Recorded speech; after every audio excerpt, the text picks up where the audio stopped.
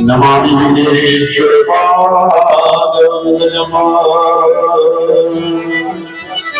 सर्वमंगले मंगल्ये शिवे सर्वार्थसाधिके शरण्ये त्र्यंबके गौरी नारायणी नमोस्तुते।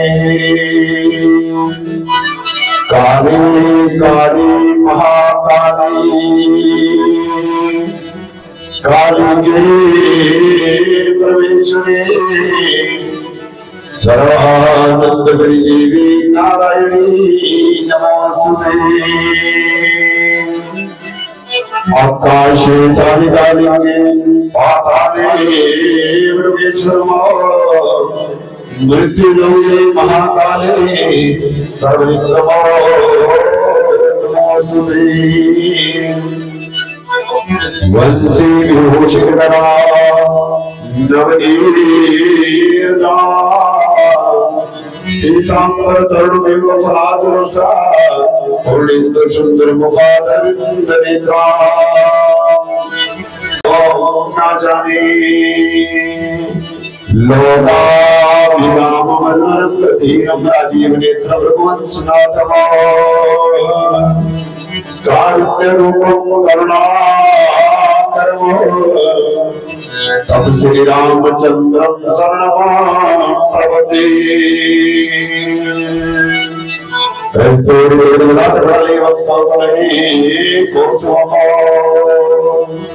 नासात्रे बरपुक्तिचकरतले वेणु करे कंकणम सर्वांगे हरिचंदन तुलसीं कंठे चमक्तावती गोपस्तु गोपरिवेशितो गोपाल चूड़ामणि जय जय श्री राधा जय जय नवकिशोर जय जय चितचोर प्रभु जय जय माखन चोर राधा मोरे मातु है पितु मोरे घनश्याम इन दोनों के चरणों में मेरा बार बार प्रणाम। बोलिए भगवान की बोल बच्ची वाले की जय दुर्गा चंद्री महाराज जी की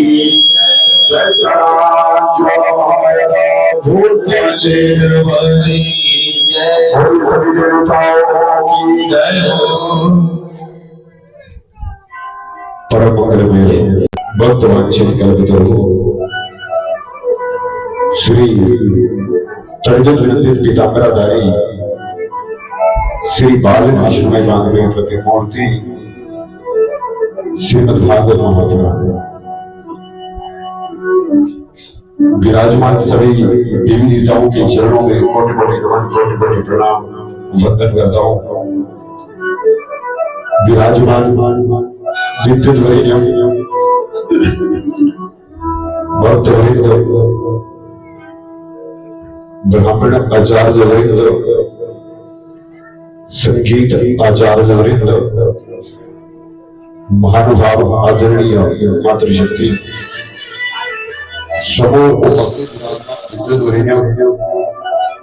श्री भागवत चरणार्थ आज इस पवित्र धरा में साप्ताहिक श्रीमद् भागवत महापुराण की कथा विराम की ओर जा रही है। अत्तर तत्तर से चल करके आए हुए भागवत प्रेमी धर्म प्रेमी सभी को व्यास से राधे राधे राधे राधे प्रेम से बोलना राधे राधे राधे राधे। जेकरा काली करते वाली बोल साचे दरबार की जय हो। आइए धर्म प्रेमियों कथा में प्रवेश करने से पहले भगवान नाम संकीर्तन करते हैं और फिर सीधे हम कथा में प्रवेश करेंगे। आइए मिलकर के करते हैं भगवान नाम संकीर्तन। बोली सच्चे दरबार की जय हो।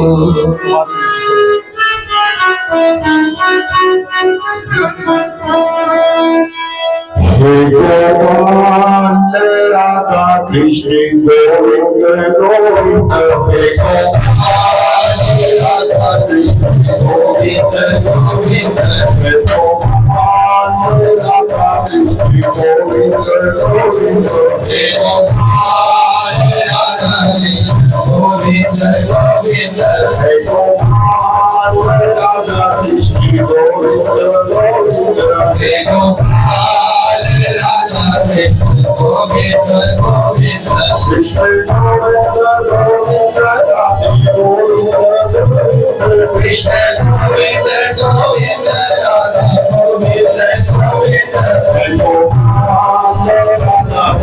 गोविंद गोविंद राधे गोविंद गोविंद, हे गोपाल राधा कृष्ण गोविंद गोविंद, हे गोपाल राधा कृष्ण गोविंद गोविंद, हे गोपाल राधा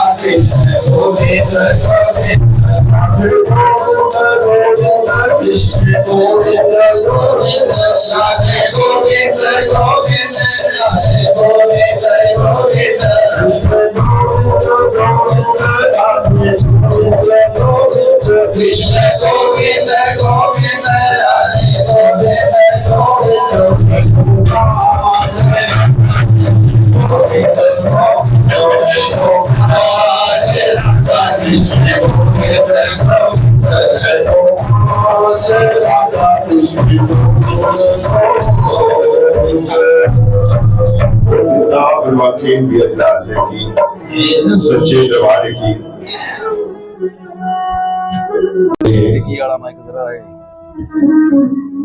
आप सबको व्यासपीठ से राधे राधे।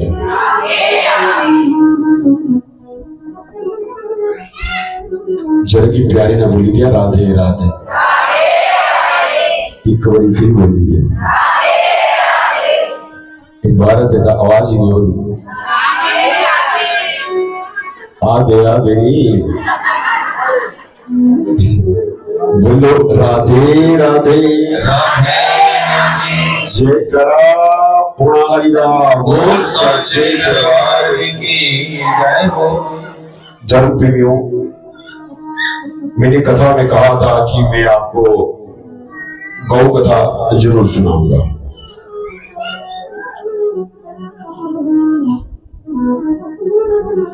मैंने आपको वही प्रसंग सुनाए हैं जिनसे हमें कुछ ज्ञान मिलता है, सीख मिलती है।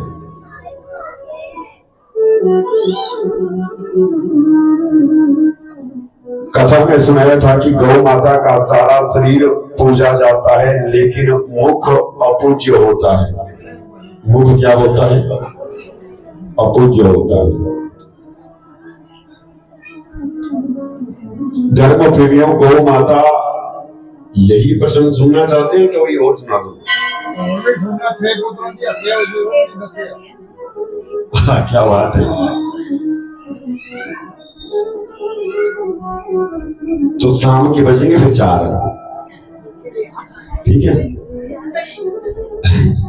बोलो राधे राधे राधे राधे। कहते हैं महाराज की गौ अगर किसी बर्तन को मुख लगा देती है तो वो बर्तन 7 दिन तक गंगा जल में रखा जाता है। सुनिए, गौ अगर किसी बर्तन को मुख लगा देती है तो वो बर्तन 7 दिन महाराज गंगा जल में रखा जाता है और 5 दिन तक आग में तपाया जाता है और 3 बार राख से धोया जाता है। राख से धोया जाता है, तब वो बर्तन हम उसको इस्तेमाल कर सकते हैं।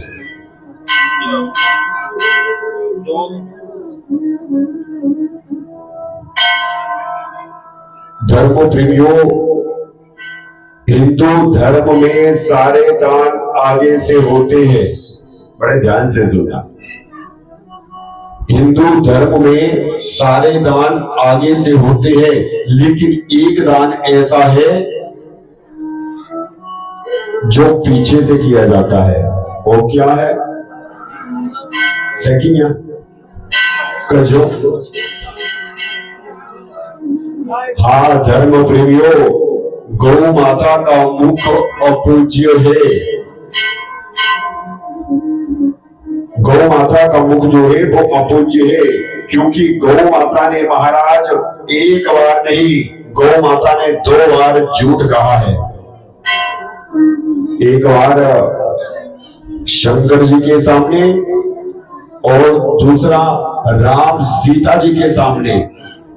इसीलिए गौ माता का सारा शरीर पूजा जाता है, गौ माता का, लेकिन मुख अपूज्य है।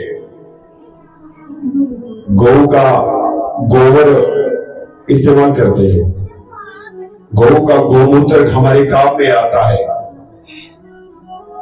गोमते वस्ते लक्ष्मी, गौ में लक्ष्मी का वास होता है। धर्म प्रेमियों, हिंदू धर्म में सारे दान आगे से होते हैं।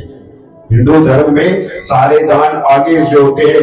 कन्यादान आगे से, भूमि दान आगे से, स्वर्ण दान आगे से, मुद्रा दान आगे से, पृथ्वी दान, भूमि दान आगे से।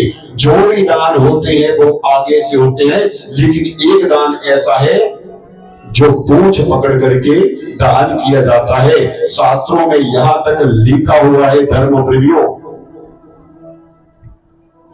कि दान करते वाले हमारे वंशज का, जो दान कर रहा है उसके वंशज का कोई भी प्राणी महाराज गौ के मुख के सामने चला जाए या उसकी परिक्रमा कर दे, 7 पीढ़ी का किया हुआ दान पुण्य सब नष्ट हो जाता है। पूरे वंशज में कोई भी प्राणी महाराज गौ के सामने दान करती वाली गौ के मुख के सामने चला जाए या परिक्रमा कर दे, धर्म प्रेमियों, 7 पीढ़ी का किया हुआ दान पुण्य सब नष्ट हो जाता है। बोलो राधे राधे राधे राधे। बोलिए गौ माता की जय हो, सच्चिदानंद भगवान ने की जय हो। अब सुनिए गौ माता ने कैसे झूठ बोला है।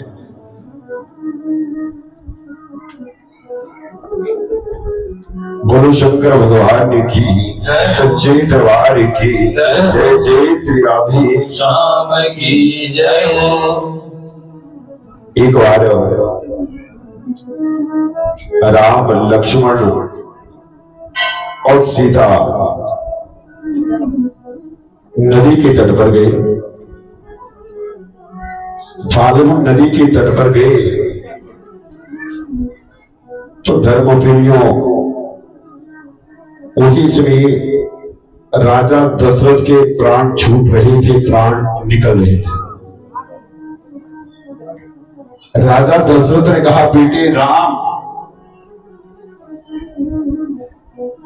कहा पिंड दे। कहा पिताजी पिंड? कहा पिंड के लिए तो अन्न चाहिए।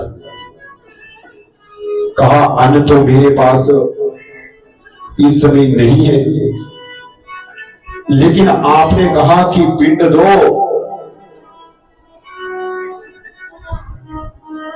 तो राम जी ने मैया सीता को कहा, जानकी जी को कहा कि आप पिता के सामने बैठिए, यहां पर बैठिए आप, और हम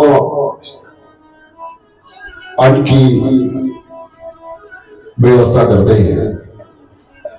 मेरे प्रभु श्री राम जी और लक्ष्मण जी महाराज अन्न ढूंढने के लिए चल पड़े।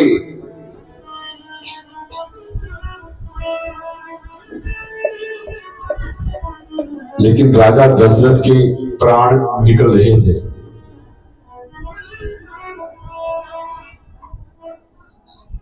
राजा दशरथ महाराज नदी के तट पर पड़े रहे और रात्रि वेला हुई।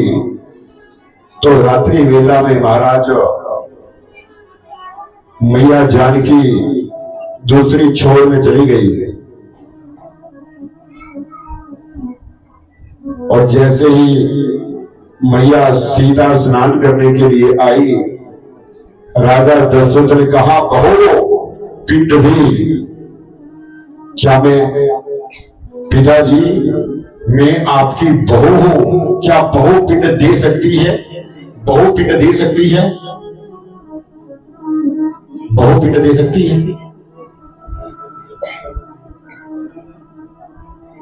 कहा पिंड दे,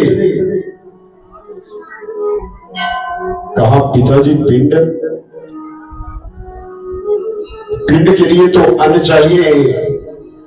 और मैया जानकी जी ने महाराज पंडित जी को बुला लिया, कहा पंडित जी आप पिंड की व्यवस्था कीजिए। आज मैया जानकी धर्म प्रेमियों पिंड की व्यवस्था करने लगी। और पिंड की व्यवस्था कैसे करी कि ब्राह्मण को पता होता है। जानकी मैया ने महाराज भालू की मिट्टी की 4 पिंड पंडित से बनवा दिए। और जब 4 पिंड पंडित जी से बनवाए,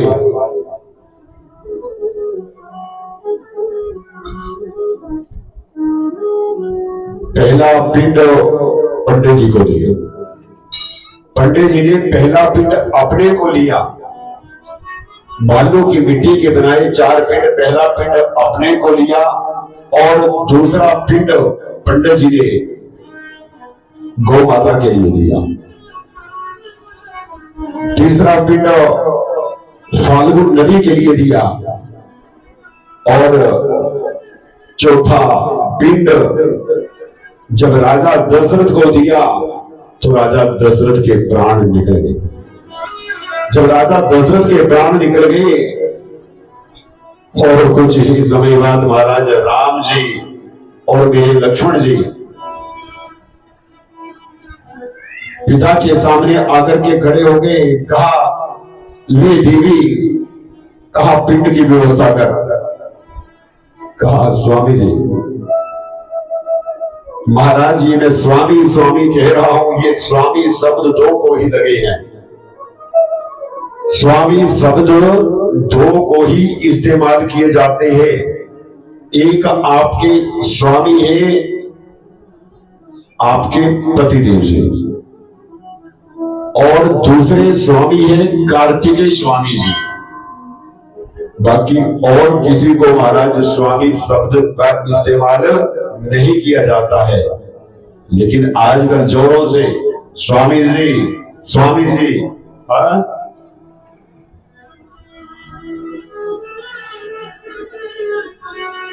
बोली वृंदावन के बेलाल की जय हो। स्वामी शब्द 2 को ही महाराज इस्तेमाल किए जाते हैं। कहा स्वामी जी मेरे पिंडदान तो ने निकलवा दिया। कहा पिंड दे दिए हैं। कहा पिंड दे दिए हैं। कहा ऐसा नहीं हो सकता है। मैया जानकी ने कहा कि अगर भी आपको विश्वास नहीं है तो कहा पंडित जी को पूछ लीजिए, क्या पंडित जी मैंने पिंडदान किया है? पंडित जी ने कहा कैसा पिंडदान? इस पिंड से मेरा पेट भर गया, इस पिंड से मेरा परिवार चल पड़ेगा, मेरे बच्चे पल जाएंगे। कहा ना जी ना ना, जानकी मैया ने कोई भी पिंडदान नहीं किया है। कहा हे ब्राह्मण तूने ही पिंडदान कराया और आप ही मना कर रहे हैं। पंडित जी मैं आपको श्राप देती हूँ। पंडित जी को श्राप मिलेगा, बड़ा भयंकर श्राप मिलेगा, मैं भी नहीं बताना चाहता हूँ।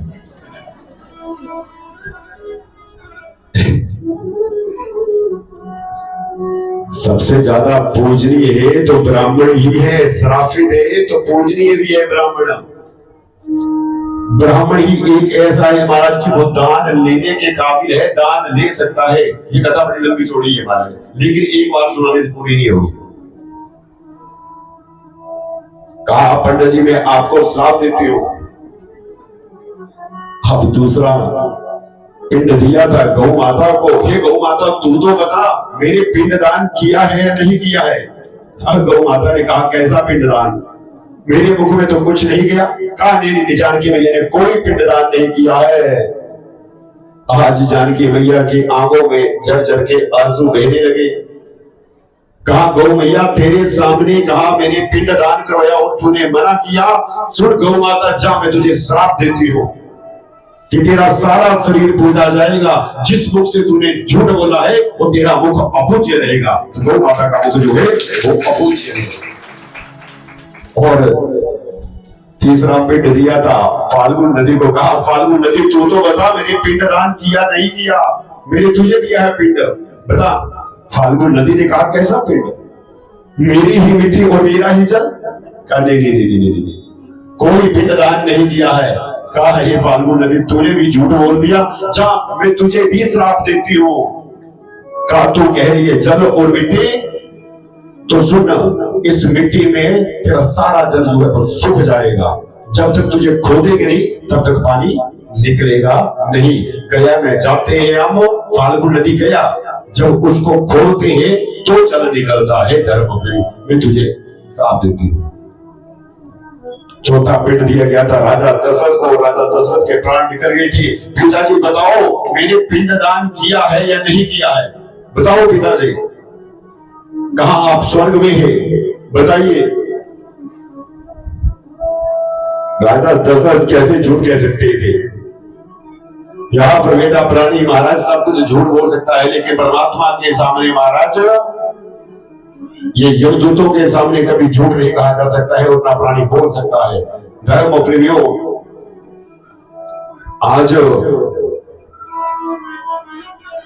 कहा पिताजी बताइए ना मैंने पिंड दान किया है नहीं किया है, आप ही बता सकते हैं। और जो राजा दशरथ जी महाराज जिनके प्राण निकल गए थे, राजा दशरथ ने अपना हाथ यूं करके कर दिया और प्रभु श्री राम जी दौड़े दौड़े आए और वो हाथ पकड़ लिया और वो हाथ पत्थर का बन गया।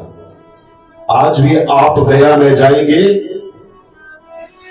तो राजा दशरथ का हाथ यूं करके है और वो पत्थर का बन गया था। लोग जाते और पिंडदान करते हैं। धर्म तो गौ माता ने एक बार नहीं, गौ माता ने 2 बार झूठ कहा है।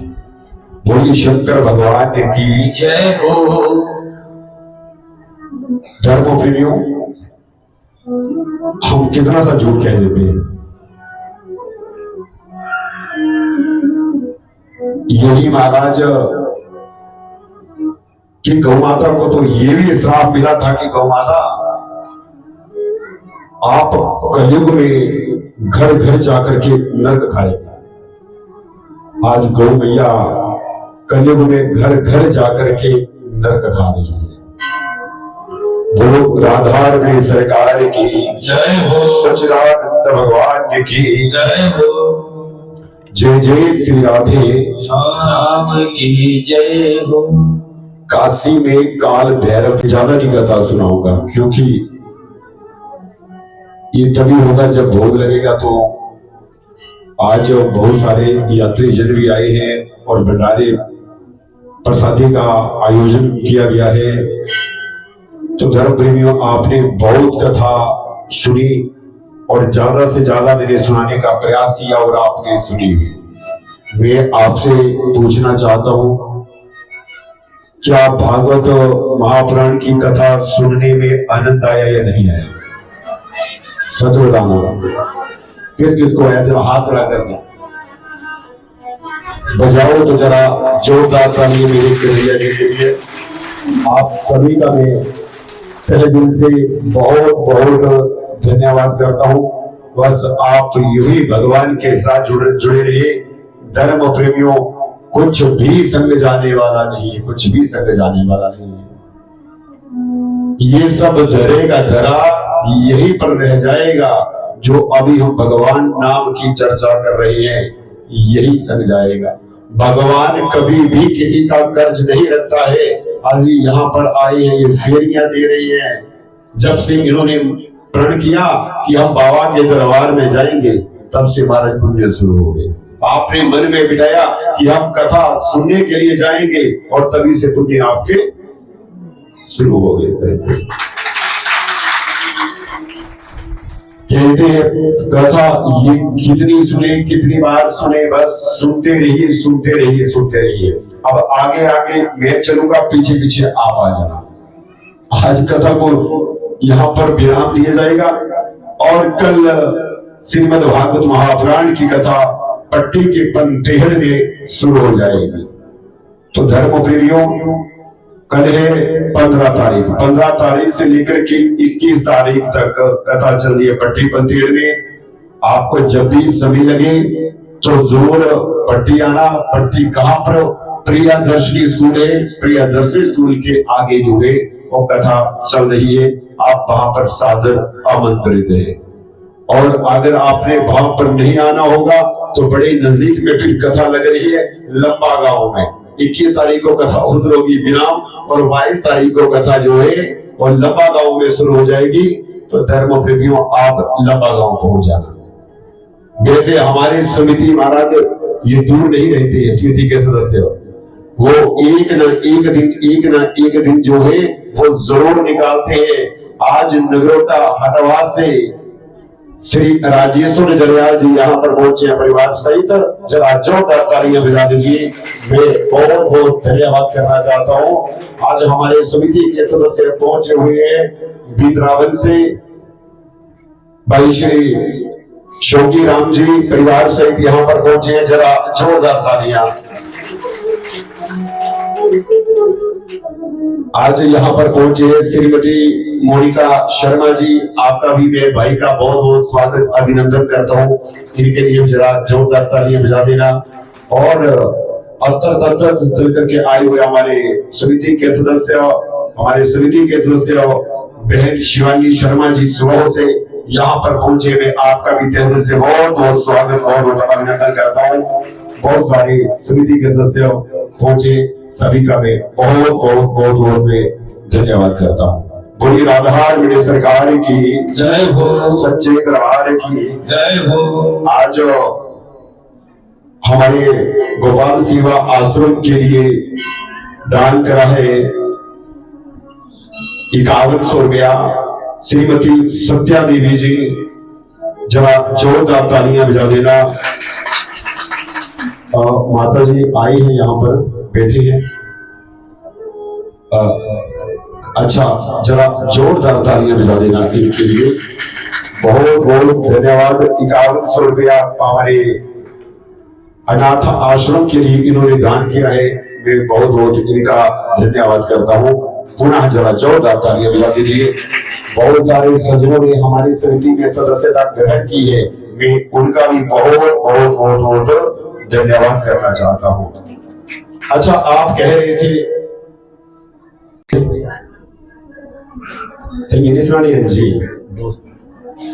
बोली राधार मेरे सरकार की जय हो, सच्चे दरबार की जय हो। जय जय श्री राधे श्याम की जय। महाराज कश्यप जी ने बड़ा सुंदर यज्ञ रचाया। बड़े ध्यान से सुनना। ये सब कर्मों का खेल है। जैसा प्राणी कर्म करता है उसको वैसा फल भी मिलता है। मैंने कहा वसुदेव जी के 6 पुत्र क्यों मारे गए? क्यों मारे गए? नहीं पता? बोलो पता है। ये पालनपुर में एक शूटिंग हुई थी। उस हीरो का नाम क्या था? याद रखनी है कथा, भूलना नहीं है। और हम हर वर्ष जो है वो ताजी करवाते रहेंगे, ताजी करवाते रहेंगे। सुनने की इच्छुक रहेंगे ना आप? बोलो राधे राधे राधे राधे। कश्यप जी ने बड़ा सुंदर यज्ञ रचाया और अंत में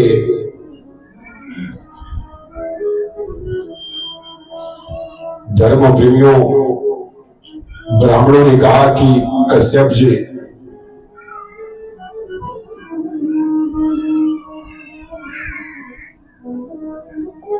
ये यज्ञ आपका तभी सफल होगा जब आप इस यज्ञ में गोदान करेंगे। तो कहा ठीक है गुरुवर जी, अगर आप गौदान करने के लिए कह रहे हैं तो मैं जरूर घूमे लेकर के आता हूं।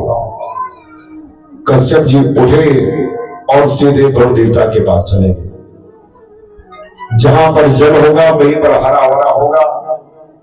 और वरुण देवता के पास बहुत प्यारी गौशालाएं थी। कश्यप जी वरुण देवता के पास जाते हैं। वरुण देवता ने कहा, आओ वाक्य ऋषि। कहा, आप यहां पर पहुंचे हैं, आपका आने का उद्देश्य क्या है? कहा, कहिए आप, आपका उद्देश्य क्या है? कहा, मैंने यज्ञ रचाया हुआ है, ये तो आप भी जानते ही हैं, लेकिन ब्राह्मणों ने अंत में कहा है कि आप गौदान करवाइए। कहा, मैं आपसे गौ लेने के लिए आया हूं कि मुझे गौदान करवाना है।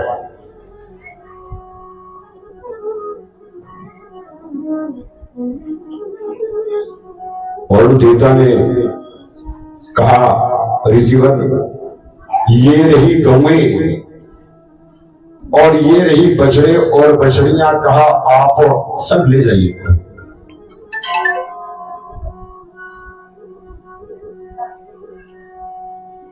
आज कश्यप जी ने कहा कि देखो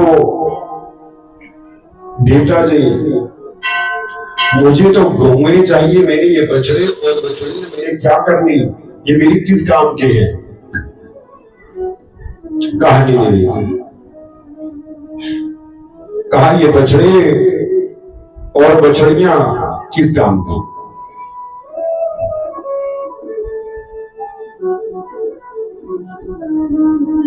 लेकिन कश्यप इस बात से अनभिज्ञ थे कि बिना बछड़े से कभी भी गौदान,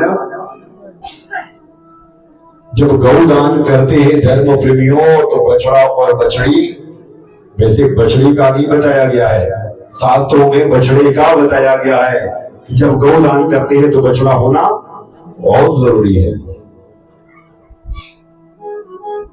लेकिन कश्यप जी इस बात से अनभिज्ञ थे। वरुण देवता ने बड़ा समझाया कि आप ये बछड़े ले जाइए, बछड़ियां ले जाइए, संग। लेकिन जब एक भी बात तो नहीं माने तो महाराज वरुण देवता गौशाला से चले गए और कश्यप ऋषि ने महाराज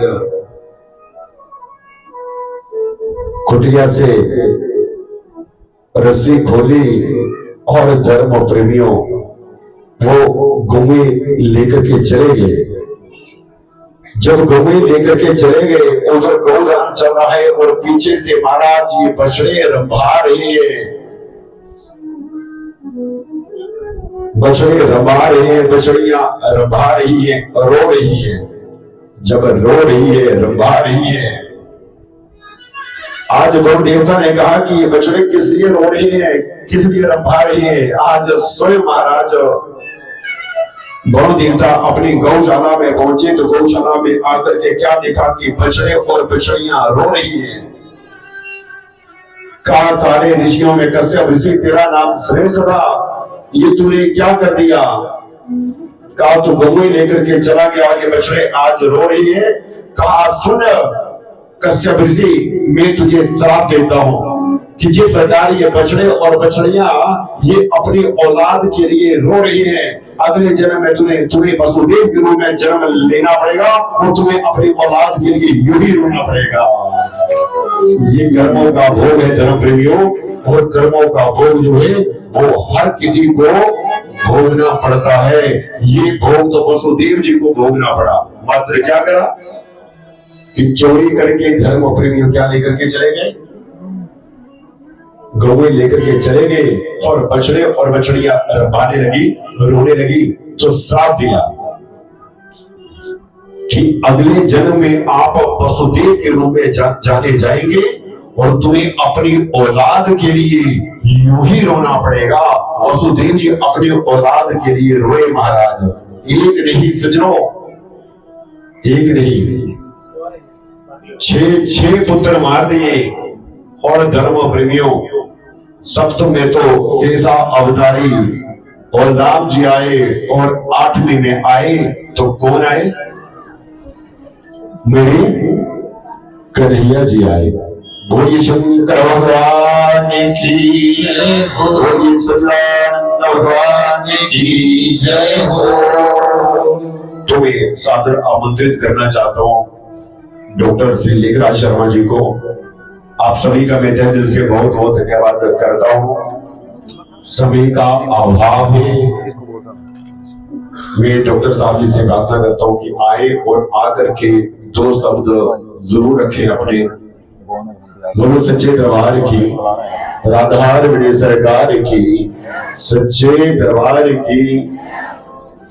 व्यासपीठ पे बैठे हुए कथा व्यास, अंतरराष्ट्रीय कथा व्यास श्री संदीप शर्मा जी को मेरा कोटि कोटि नम्र वंदन। इनके साथ पूरी टीम को, संगीतकार और पंडित जी, इनको भी मेरा कोटि कोटि नम्र वंदन। कथा में बैठे हुए आए हुए सभी को मेरा नमन वंदन। आज कथा का विराम है और कहते हैं कि जो 7वें दिन कथा सुनता है उसको 6 दिनों का कथा का महत्व भी प्राप्त होता है। लेकिन कहीं ऐसा ना करना कि कहीं कथा लगी हो तो 6 दिन नहीं गया और 7वें दिन आए कि कथा का महत्व पूरा हो गया, तो ऐसा भी मत समझना। मैं आपको एक बात बताना चाहूंगा कि जिनके मुखारबिंद से आप ये कथा श्रवण कर रहे हैं, बहुत तादाद में लोग हैं, आप भक्त हैं, सेवक भी हैं, तो जाते जाते मुझे जो भी कोई मिलते हैं कि जी आपने बहुत अच्छे कथा व्यास सुने, बहुत अच्छी कथा सुना रहे हैं, तो जोरदार तालियों से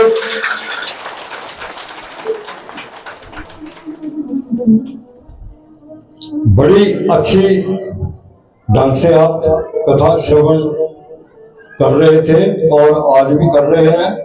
तो ऐसे ही जैसे कि गुरुदेव जी ने बोला कि जहां भी कहीं कथा हो आप जरूर आइए, किसी की भी कथा हो आप सुनिए।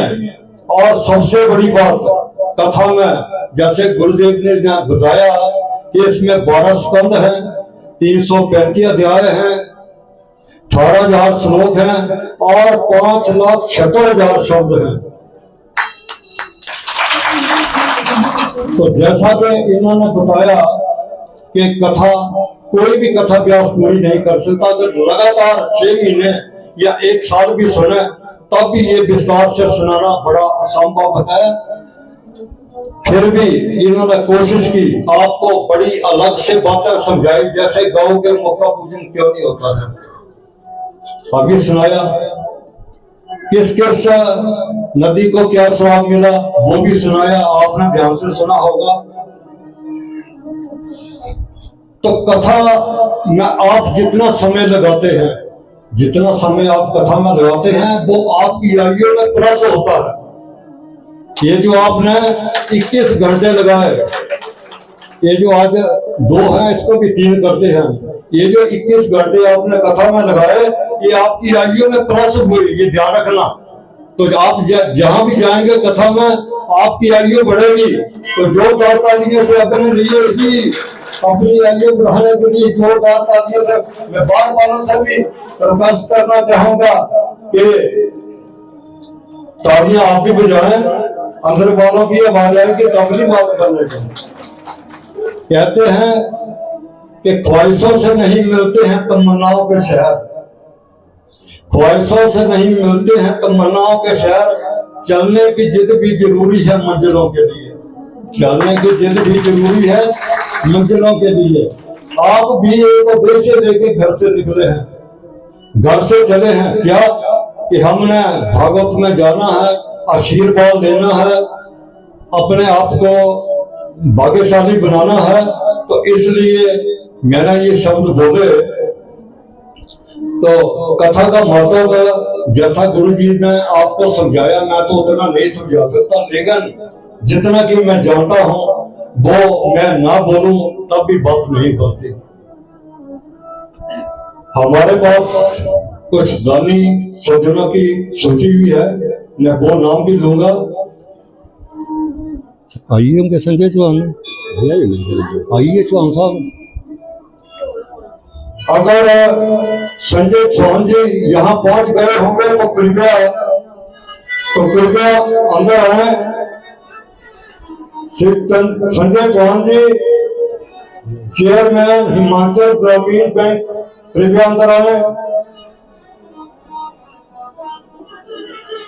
मैं बुलाना चाहूंगा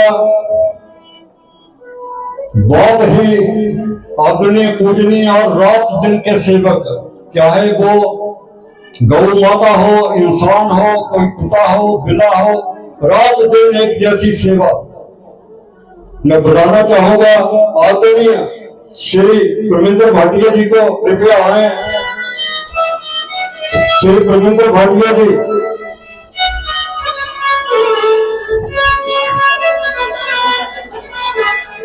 आइए सर। इनके नाम से कोई ऐसा ना हो जो इनके नाम से वाकिफ ना हो।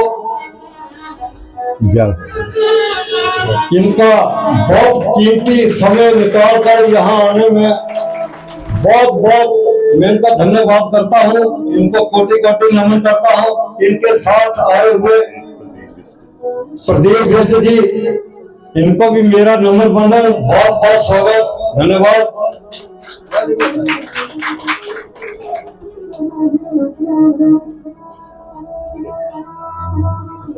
बड़े दूसरे को बोलना चाहिएगा।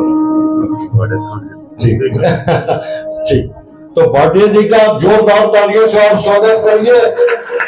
कभी भी किसी को भी रात दिन कभी कोई जरूरत हो, जो कोरोना काल में इन्होंने सेवाएं दी है, वो मेरे ख्याल में कोई नहीं भूल सकता। 500 से ऊपर 600 प्लस लाशें इन्होंने बोझ लाई है, जो कोरोना की वजह से जिनके बच्चे भी छोड़ गए कि हम नहीं जाते, बात पता नहीं हमें क्या हो जाए।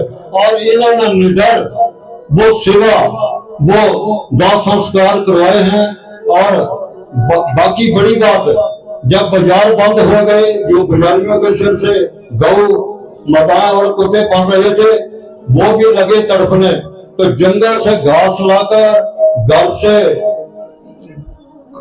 ब्रेड और रोटियां लाकर उन कुत्तों को खिलाई, गौ माता को इन्होंने खाना खिलाया, पानी की व्यवस्था की। और जरा सोचिए, 2 मिनट के लिए सोचिए, बाजार सुनसान था, अगर ये गौ माता या कुत्ते के लिए सेवा नहीं करते, अगर एक भी गौ माता या कोई पशु वहां बाजार में मर के सड़ जाता, तो बोलिए क्या हाल से होते। ये इनका एक हौसला, वो हौसला जहां जान का डर, जहां बच्चे डर रहे हैं कि हमारे बाप की लाश पड़ी, हम नजदीक नहीं जाएंगे, भाटिया जी आप कुछ कर दो, तो ये वो शख्स हैं। मेरा इनको बहुत बहुत नम्र बंधन प्रणाम है। और बड़े अच्छे समय पे इन्होंने आज समय निकाल, इनके पास एक भी टाइम नहीं होता है, न रात में न दिन में, लेकिन मेरे कहने पे इन्होंने यहाँ दर्शन दिए। मुझे मेरा ये सौभाग्य है, तो जोरदार तालियों से इनके द्वारा स्वागत करिए। मैं बहुत बहुत धन्यवाद करना चाहूंगा बिस्सी का और भाटिया जी का। 31,000 जोरदार तालियों से इनका स्वागत करिए। इनका हौसला बढ़ाइए, ताकि आगे भी ये इससे बड़े बड़े चेक देते रहें। 31,000 के साथ 1 लाख लगा के अगर लाचा की ये दे, और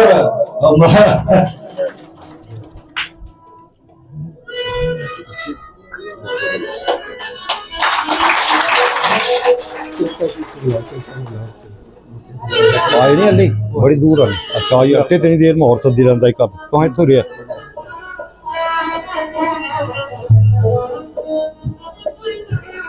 बहुत बहुत धन्यवाद, बहुत बहुत धन्यवाद।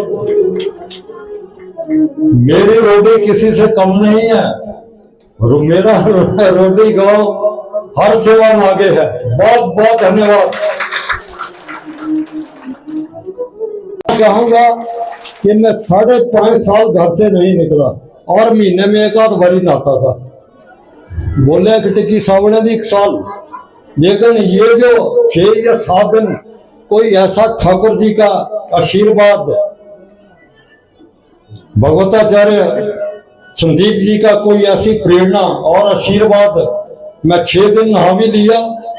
और गुगा छतरी जी का आशीर्वाद और वेद जी की प्रेरणा, मैं 6 दिन नहा भी लिया और कथा में भी आया। मेरे सभी इन पितरों का आशीर्वाद, मेरे दादी जी, मेरे माता पिता, बाकी सब मेरे रिश्तेदार जो भी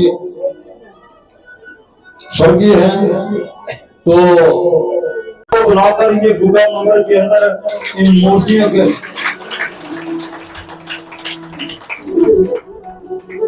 पंडित विशाल जी दूसरे नंबर पे हैं। पंडित विशाल जी, जोरदार तालियों से इनका स्वागत करिए। पंडित विशाल जी,